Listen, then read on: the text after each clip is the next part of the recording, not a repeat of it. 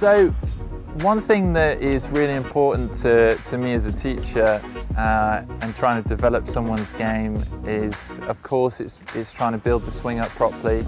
That's, like the technical aspect of it. But the next thing is how you actually train, how you improve your golf. So you might have seen that we offer a strokes game package here at Prevail. It's a superb package. Of course it is, because I've created it. But the benefit of it is that you really understand truly what happens on the golf course relative to the PGA Tour benchmark. Now, you might argue that's not comparable to a club golfer, but that's why we have handicaps.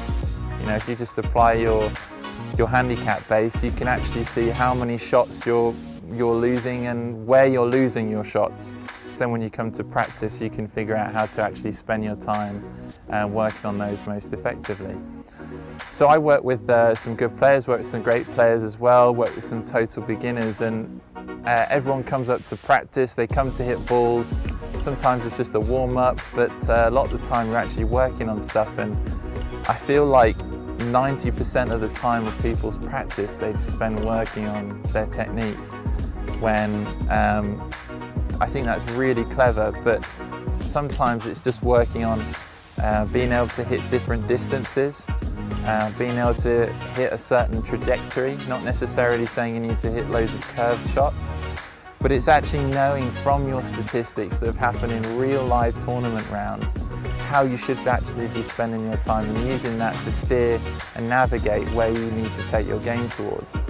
So sometimes some of the best bit of work that I've had with someone has been purely working on how they manage their practice. What I'd say is have a look at strokesgainegolf.com. That's the website that we use to put the data on.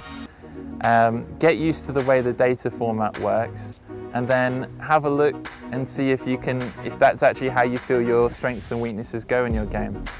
I think what you'll find is you'll be surprised how good some areas are versus where your weaknesses are. And then what I do is I set then a training plan to allocate your time properly, that you work on your weaknesses and your strengths in the right proportions, and then how you do that as well. So have a look, and I hope to give you some advice on that in the future.